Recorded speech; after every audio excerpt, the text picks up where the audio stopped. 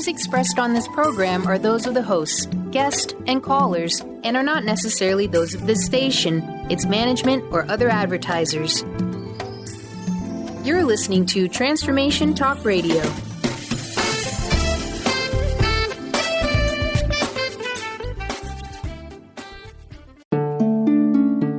Welcome to Conscious Confidence Radio, a timeless wisdom with Sarah Main.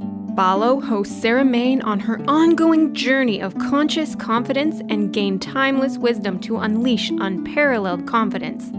A conscious confidence. Learn to ignite the living spark of wisdom, a new narrative for fulfillment contained in Sanskrit and the ancient, powerful, engaging, and fun conscious conversations to discover your own magnificent true self. Learn to dispel the fear shadow as Sarah provides essential knowledge about embracing change and the power of transformation. Get ready, Conscious Confidence starts now. Hey everybody, welcome to Conscious Confidence Radio. I'm right here, literally right here with Sarah Main, where she's normally in Australia, but we're here in the middle of Seattle. Actually, we are in downtown Seattle. A place that I moved to in 1994, and I love it here. It's great energy here, and it's great to have you here, Sarah. Beautiful. It's wonderful to be here. It's wonderful to be with you and Jessica and everyone, and it is beautiful here. It is gorgeous here. And you know, the thing, people ask me, what is it that drew me here? And this is part of today's conversation. And the only thing I could say, it's the energy. Yeah. And it's a level of creative energy here. When I lived on the East Coast, that was an energy that was more about getting things done. And I was masterful at getting things done. This is an energy about creating things. Not that they don't get done, but there's a creative process here that's embedded in the doing, I think. You know, for me, that's part of the conversation today, because when we talk about something like conscious confidence, I don't want people to be confused about the fact that we're not talking about conceptualizing life, because that could be a little misconception. Your book is not about conceptualizing life. No. It's about living life. Yep. Conscious confidence, a timeless wisdom, Sanskrit. We are talking about living life, but we're talking about a way to live life. And what I mean by that is, and you and I were just talking about a personal example using me because I'm out of alignment, right? You know, there's something in my life that is being called to be brought forward, and I'm not bringing it forward. And I've got a million reasons why, and because everybody here that knows me says, yeah, she's right, she's got all those things. But that's not it. But conscious confidence, in the time that you and I have known each other, you know, I've gotten to know a bit about your journey, but there's more to tell. And the more to tell has to do with your journey. And this is something that really needs to come forward, because I don't know that people will quite understand the impact, the power of what you're bringing forward without understanding your personal journey. Let's start at the beginning for you. And I know we've shared a little bit about this, about when this started for you, but this is a lifetime for you. Yeah. At least one lifetime. Well, at least one lifetime, depending. It did have a feeling of picking up where I left off. My parents, well, thank you for the beautiful introduction, and it's just so wonderful to be here. Yeah, it's great. My parents arrived from England after the war into Sydney. My father did flight training actually during the war in just out of Sydney. He was in the Fleet Air Arm, so he flew Spitfire planes, but he was in the Navy, so Fleet Air Arm. And he did some flight training, and he just loved Australia, so as soon as the war was over and he was demobbed, he married my mother, and out they came. So myself and my siblings, we were all born and raised in Sydney. Lucky us. But Dad and Mum were always searching, and they just wanted the wisdom, they wanted something, and they searched and tried all sorts of things that was available in the 50s and 60s in amongst raising a young family. and they didn't have any family of their own around, so people that they met became family. And then Dad discovered philosophy class, practical philosophy classes in the late 60s. And I can remember him coming home and saying to Mum, I found it. He knew. And they studied philosophy and meditation, and that was on offer. And that was unusual back in those days. You didn't talk about it. That was absolutely woo-woo spooky, you know, crazy stuff. But he knew, and Dad was both Mum and Dad, very intelligent, practical people, still raising a family in the suburbs in Sydney, nothing different. He still put on his suit and briefcase every day and went off to the office, you know, came home, all that sort of thing. And when in 1971, I was 10 years old, and I can remember being asked, would I like to come along? Wow. You know, and I thought, yes, please, I want what they're having. I didn't know much more about it that. I sat in adult classes. I didn't, most of the time, have a clue what they were talking about. Just the language just was over my head. And yet, inside here, I was completely in sync. I didn't want to be anywhere else. And then as I got a bit older, it was like a radio tuning in. And I remember it distinctly. I'd hear a sentence, a word, a phrase, a whole. And as I got, by the time I was 16, it was like the radio was completely tuned. I understood what they were talking about. And I was introduced to meditation at the age of 10, a mantra meditation. And, you know, at that age, it's simple. It's direct the connections there. And it's just, I don't know what life is like without it. And, of course, I introduced to Sanskrit by the age of 13, and just it's gone on from there. And then I taught in a school where all of this was part of the curriculum. You know, a normal private school in Sydney, so uniforms, we wear school uniforms in Australia mostly. Had all the sort of taught maths and English and all the standard subjects, and Sanskrit and philosophy, and we offered meditation to children from the age of 10. So by now we were educating properly like this, and it was just remarkable. And the children I have taught, the parents I've worked with, the adults I've taught, is an incredible blessing and an honour and a privilege, but I've learned so much. Yeah. And we're going to talk about that when we come back from break too, because, you know, there's part of teaching, and this is something I learned, right, in a number of different ways. As the teacher,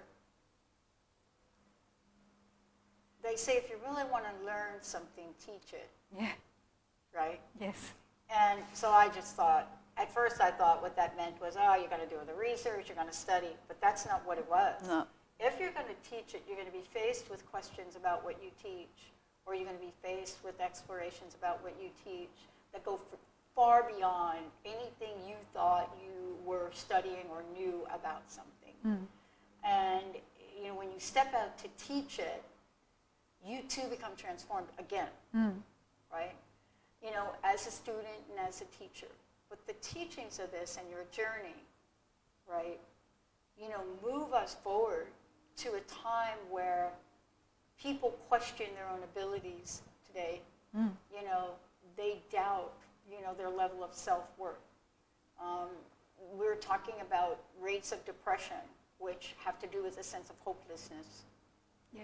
And it's not, you know, generational, it's multi-generational. And folks are not quite sure what to do. But that's because, you know, what we're talking about is shifting energies, momentum, mindset, right? Consciousness. Yeah. When we come back, we're going to talk about not only what Sanskrit has to do with conscious confidence, but the elements that you have now put in and are sharing in the book. You know, the elements, the process, you know, what it is when you talk about shadow. When we come back, we're going to take you all on a journey of that. And of course, all of this is going to be in Sarah's upcoming book, Conscious Confidence, to be released. But you can pre-order it now. Just go to our website, consciousconfidence.com. In addition to all of this, one of the things that, you know, we'll talk about is how did this early knowledge now turn into a way for Sarah to work with kids, to work with adults, to work with business managers and executives? How does this now move forward a different level of teaching and learning? And what is it that has transformed lives so brilliantly? Let's take a short break, everybody. We'll be right back.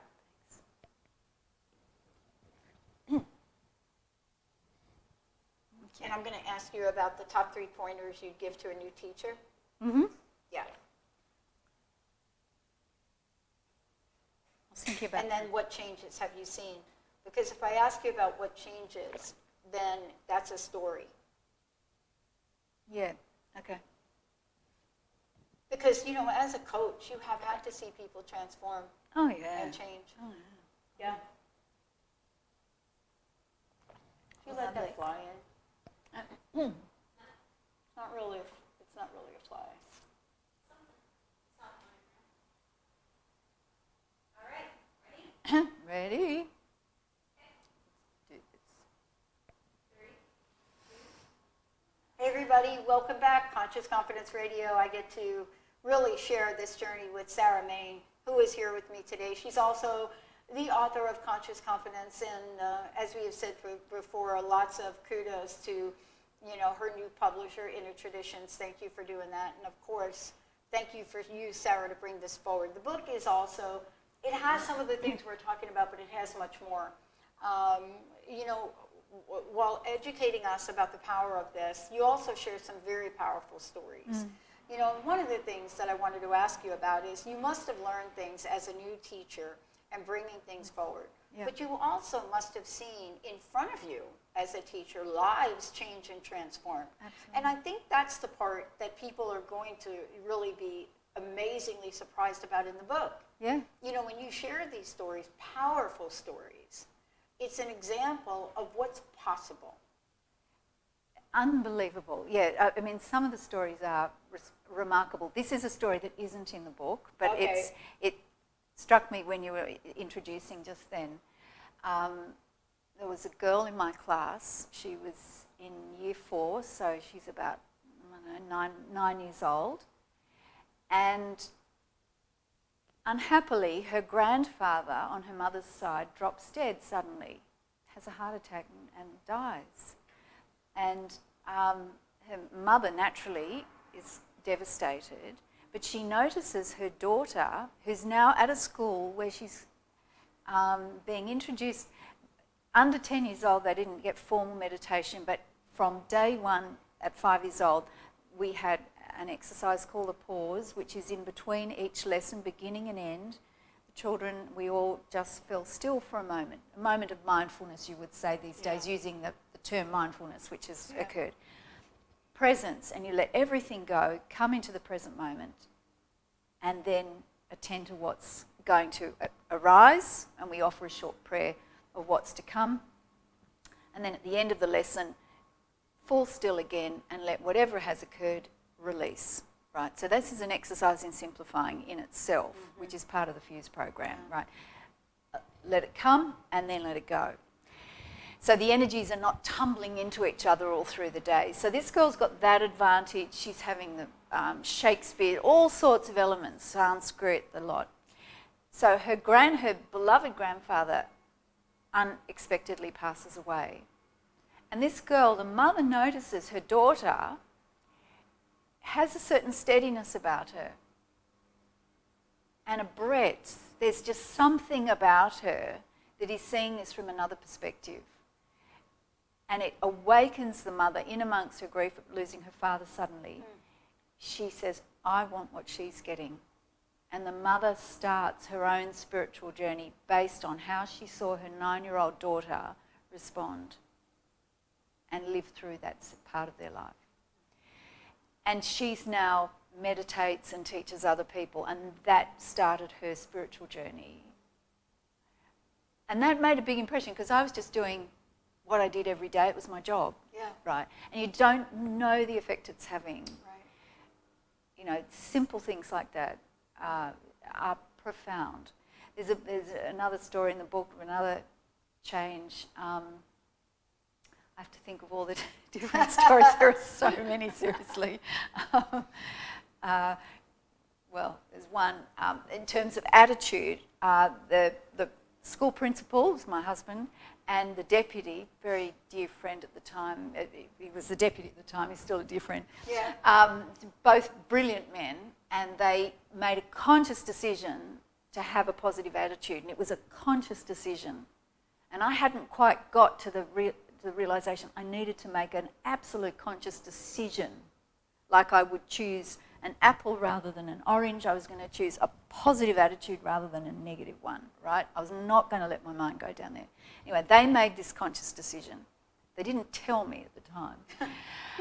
And they kept on talking about opportunities. And this was early on. Now these days, this is part of the literacy, but at the time, this was a bit new, right?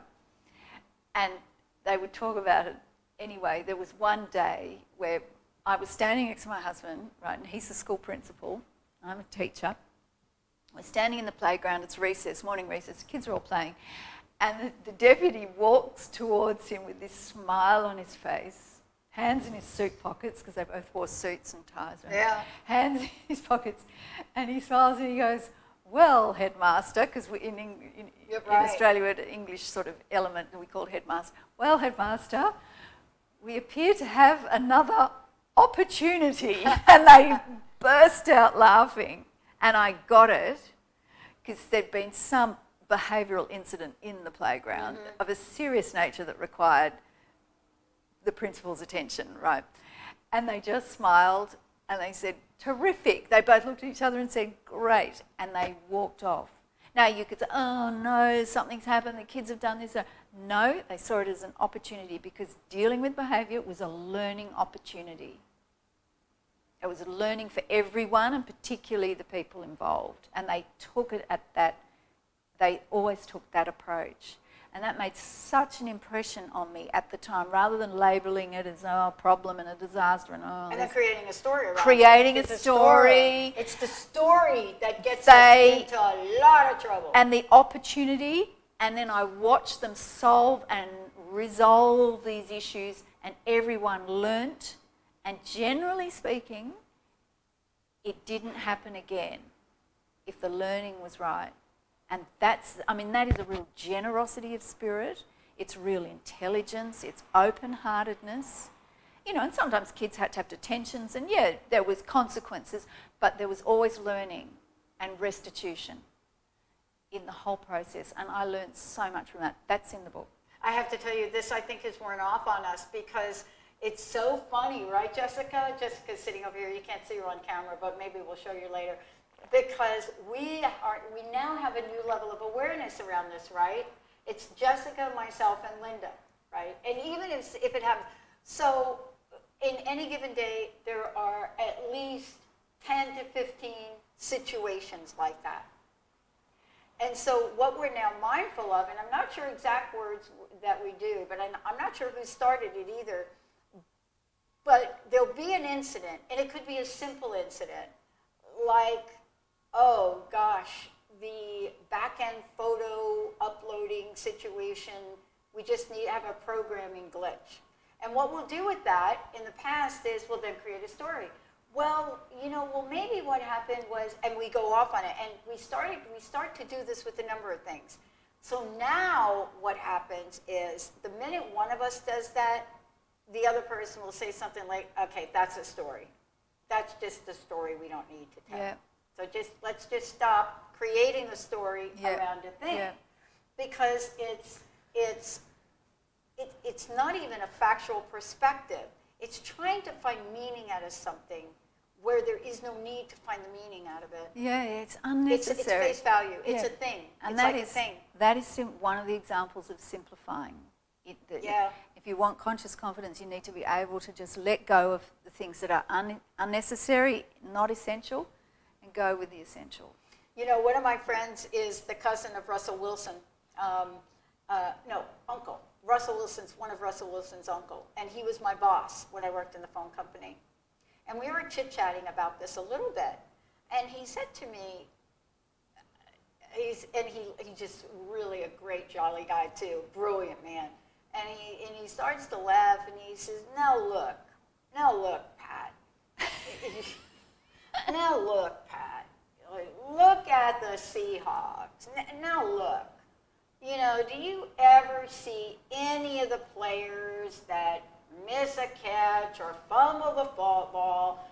Now look, Pat, do you ever see them come to the sidelines and try to talk to people around making a story about why they fumbled? No, they get back in the game. Yep. But that's not as easy as you think. When we're going to come back, we're going to talk about conscious confidence helps with that. Yes. Because I think you had to learn that, yes. right? But it does start with a decision. Yes. Let's take a short break, everybody. We'll be right back with Sarah Main and Conscious Confidence.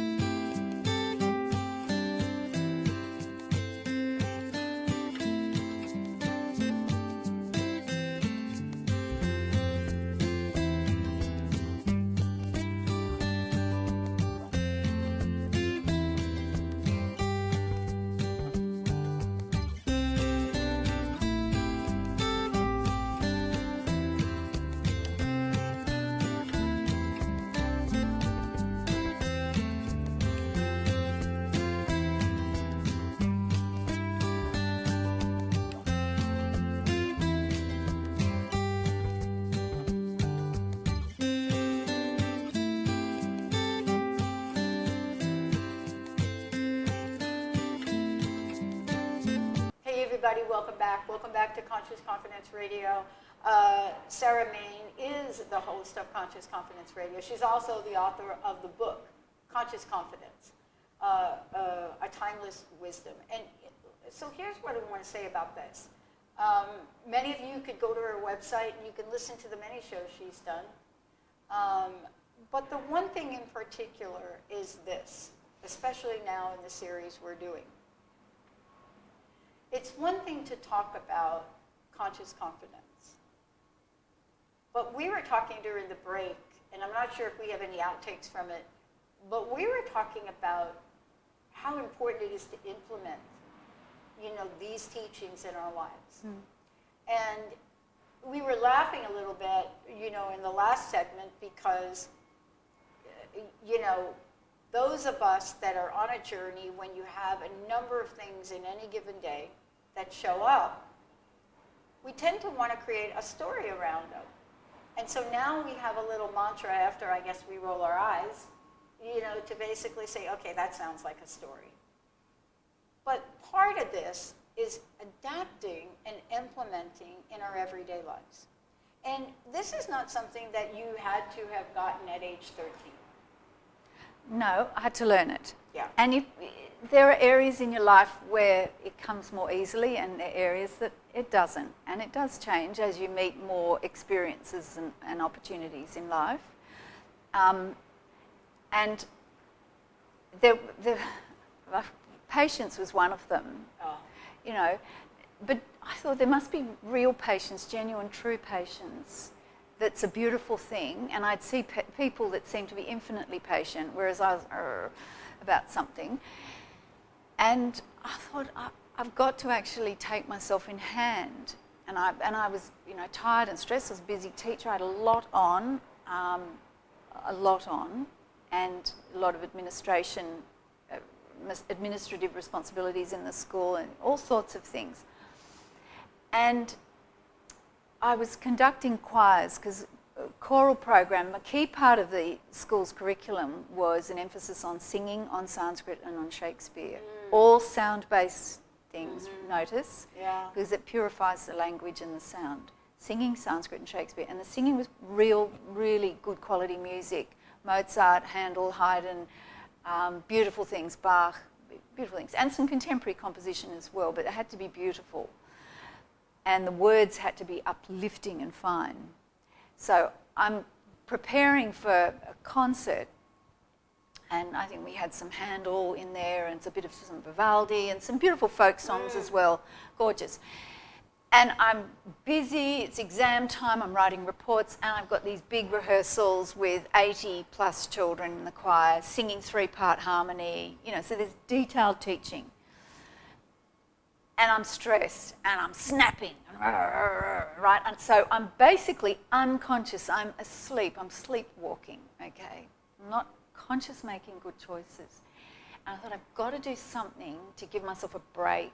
What can I do to stay in memory? And it was right around the time of Harry Potter coming out, and his cloak of invisibility was, And I thought, I know what I'll do. I'll make this fun for everyone. So I went round to the local toy shop, and they had some leftover Halloween things, which Halloween was terribly big in Australia. It's a bit more now, but anyway, they had this white cloak.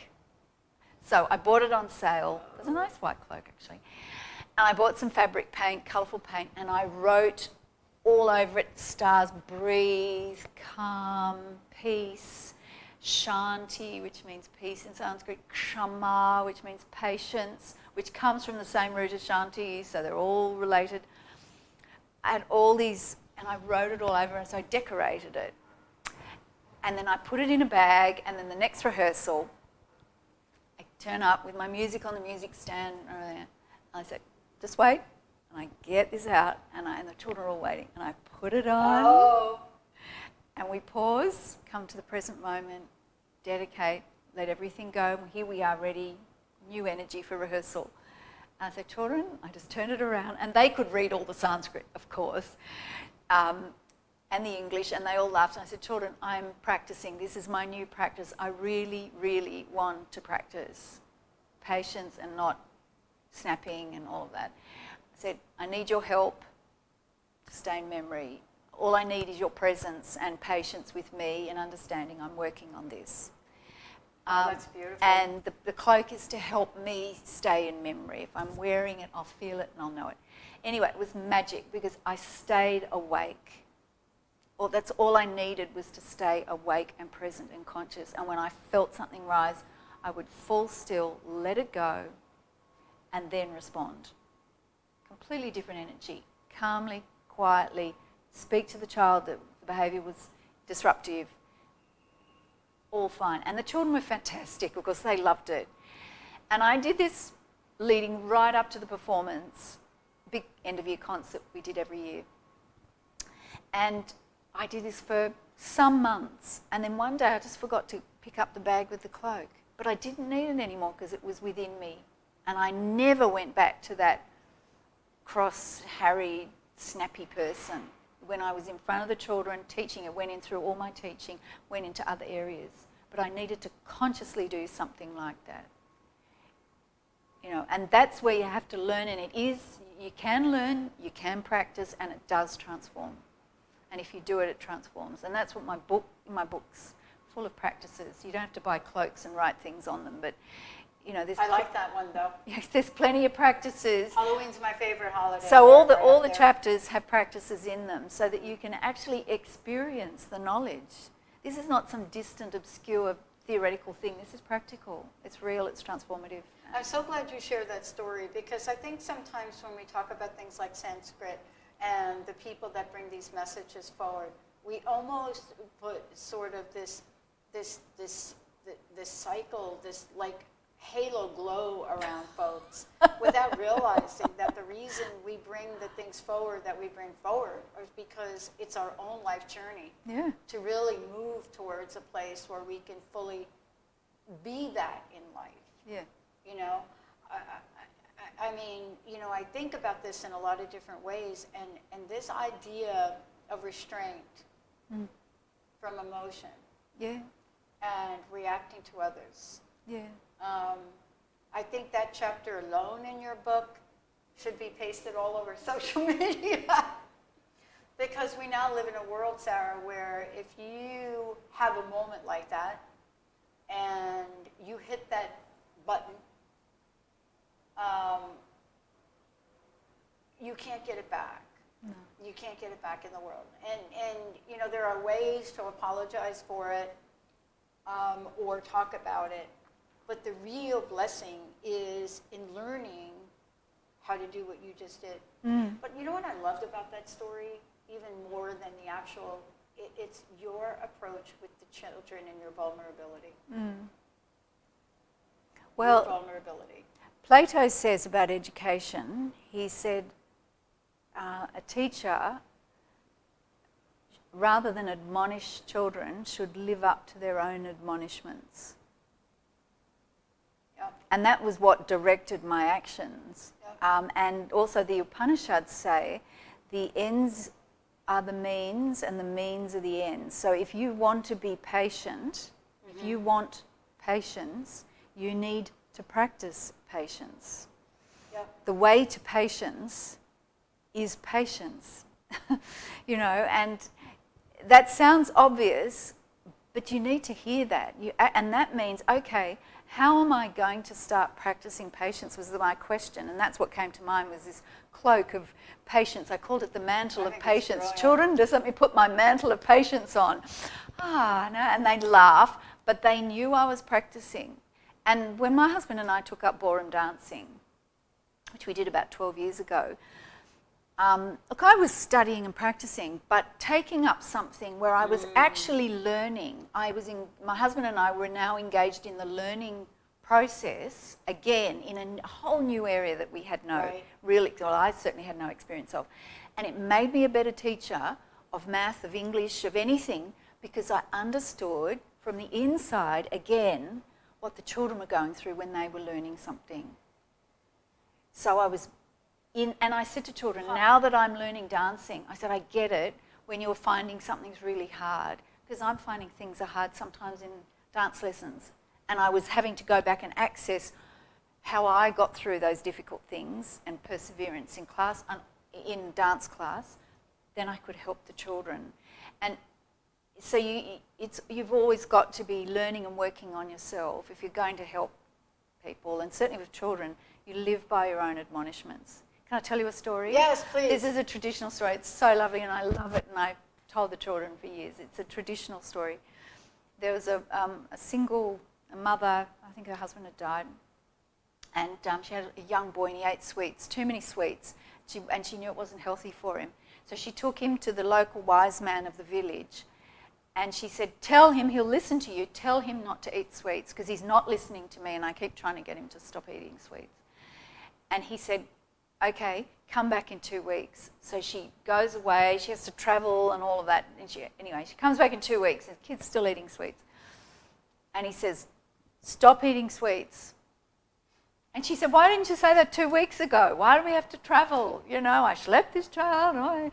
Anyway, he said, because I ate sweets and I had to stop eating first so that I could say to the child, don't eat sweets.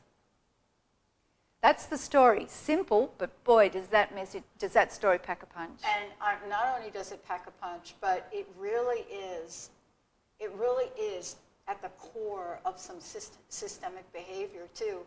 You know, let's take a short break. When we come back, let's talk more about this, because what we're touching upon is, my grandma, in her own half-English language phrase, would yell at my uncles so seriously, my mom's mom would yell at my uncles so seriously about how they acted. And, her lesson to them was, I didn't know till later how important this lesson was to my uncles, but her lesson was, basically what you're talking about is that you can't show up like this. I mean, 15 Italian words boiled down to, don't come in my house if you're going to act like that. And, what it meant, though, was, isn't it funny, I remember that. So you see the impact of that, yep. Right? Yep. The impact of that was her saying to them, you can do that on the street, whatever that is you're doing, but you cannot do it in this home. Yeah. And, to this day, I remember what that lesson was about. I also remember exactly what they were doing. It was one of those examples in my young childhood where all of us as children learned to curse in Italian. Let's take a short break. We'll be right back.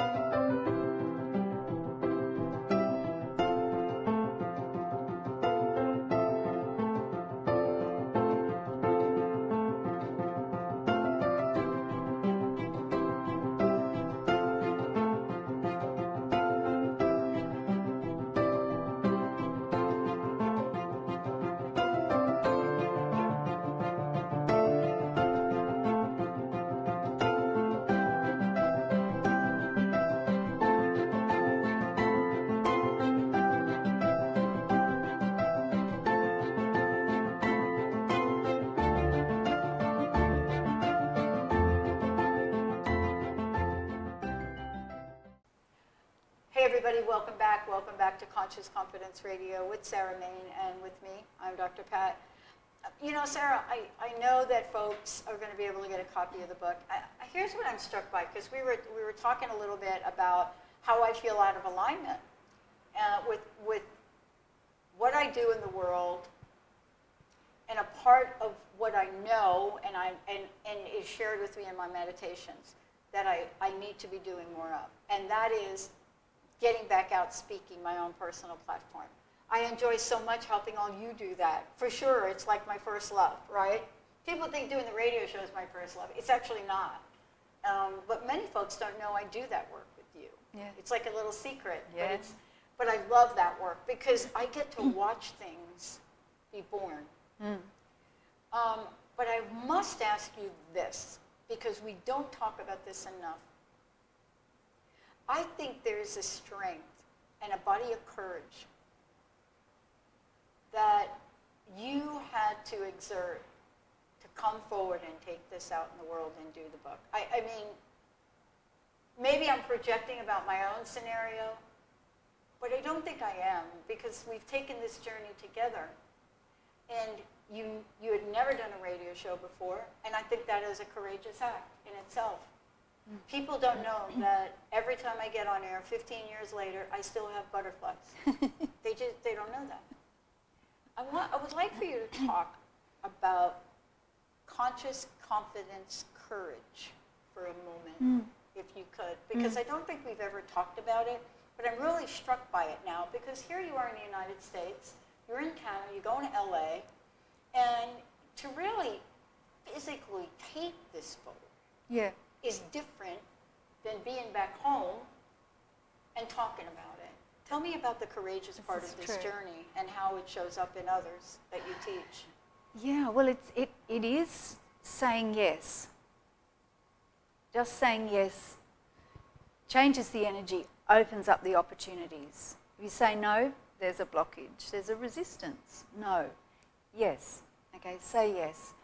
And then figure out how afterwards. And that's where the conscious confidence comes in, that what will be needed is provided, and it always is, step by step, and that's in the book, step by step. And at each step stands waiting what's needed for that step. Padam padam pratipadam arhati iti pratipadikam in Sanskrit. Okay, I was taught that from a young age, and that gives you huge confidence, just trusting that what's needed is provided. I had no idea, but just taking the step. But over the, through the journey, there was all sorts of things, who am I to write this? I don't have all that sort of imposter stuff, right? Yeah. Looking for outside permission to do this, and all the time, the conscious confidence is being conscious of those things, not judging them, not resisting them, just saying, okay, they're just natural things that come up. There's plenty written on all of that sort of stuff.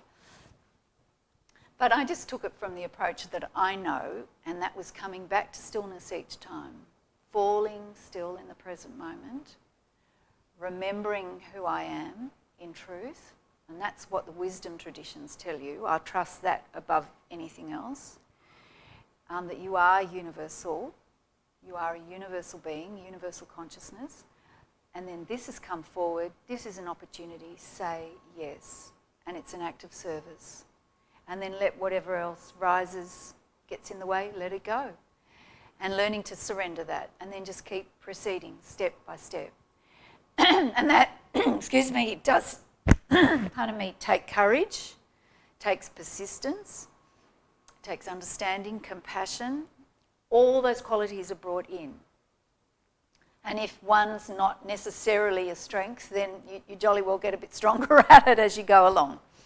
But keeping going is the thing. And certainly in my upbringing, I'm sure in yours, it's a generational thing. We were told to persist, not give up. We carried on regardless. You carried on regardless of the weather or anything else.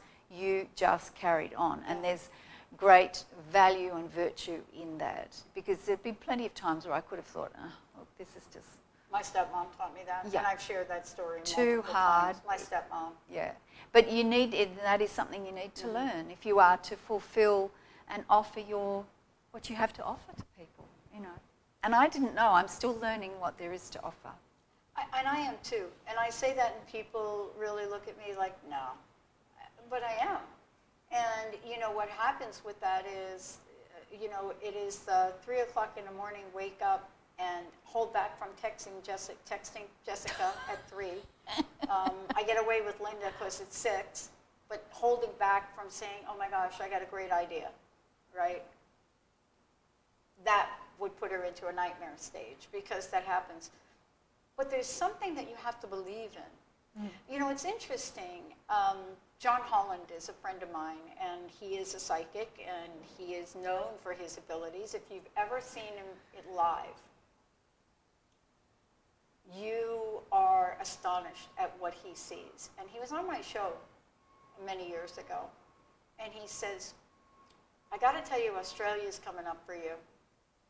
Remember that? He said, I got to tell you, Australia, Pat, it's big. And you have to know where I was Kangaroos. a number of years ago with this. And he said, I'm just telling you, there's something really huge about Australia. Just, you know, and it's going to be with you for like a lot of years. And I'm thinking, okay, and I said to him during the break, John, you know, this is going to be the first time in your life you're wrong. And we're going to be able to prove it because I'm going to come back a year from now and you're going to come on the show and I'm going to point out to you that you're wrong. But there was a part of me that believed him. Right. A year later, had him back on the show because Sean Eisen had picked up the show and was playing it on 25 FM stations in Australia and is still doing it today. Wow. 3 years later, and every time I have an Australia interaction, I have to call John, by the way, so believe me, I told him about you. 3 years after that, Olivia Newton-John shows up on my door. Right. She had an album, Grace and Gratitude, most beautiful music. She showed up. The courage and the confidence to interview her was daunting. But what you were talking about, if this message is not taken to the world, the courage that we need to transform the earth, and to do it in a way with ease and grace, it will be missed. Because I think the reason, Sarah, you've been asked to do this, and you personally have been asked to do it, is because you've already faced courageously what it means to live this life. So you're not writing from an academic, and you're not teaching, and you're not speaking, and you know the TED Talk that you'll do will not be from some hypothetical perspective on how this works or doesn't work. It's embedded with ancient vibrational wisdom. And that's why it's yours to do. And I didn't know it when we first met. I knew it was yours to do. And I wanted to make sure that we honor you for that, because this is a full plate. This is not something, my words, for the lighthearted. This calls for your transformation. All of us here listen to your show and we change because of it. Thank you. Yeah. I get to beat up my table tennis coach because focus is not my issue, it's simplifying. You heard it here first. Thank you for today. You heard it here. Oh no, I mean Sarah. She can come to my lesson with me tonight. Thank you, Sarah, for everything. We're going to talk more about it. Thank you. But I want to ask you what your message is today and what you want to leave us with, as you always do with every show.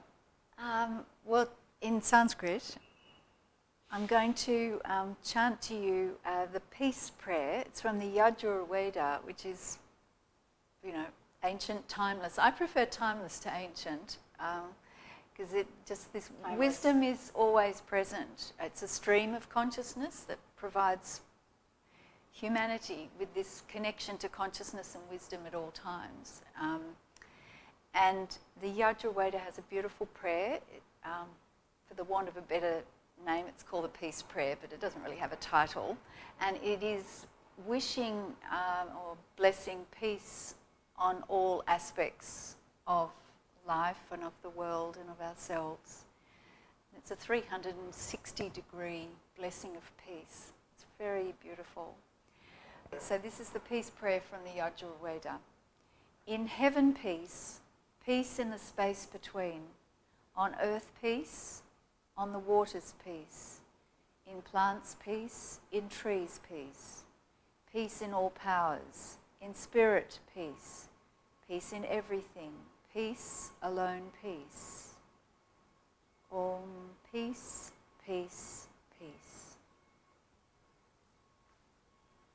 Om Dhyau Shanti, Antarikshan Shanti, Prithvi Shanti, Apa Shanti, Oshadhaya Shanti, Vanaspataya Shanti, Vishwe Deva Shanti, Brahma Shanti, Sarvang Shanti, Shanti Reva Shanti, Om Shanti, Shanti, Shanti. Beautiful, thank you. Sarah Main, everyone. Conscious Confidence Radio, I'm with Dr. Pat. Thank you for listening to Conscious Confidence with Sarah Main. Join us next month on Transformation Talk Radio for more timeless wisdom with Sarah's exciting and innovative approach to living. Discover more joy, freedom, and step into your limitless potential. For more information on Sarah Main and her work, or to listen to past shows, visit sarahmain.com.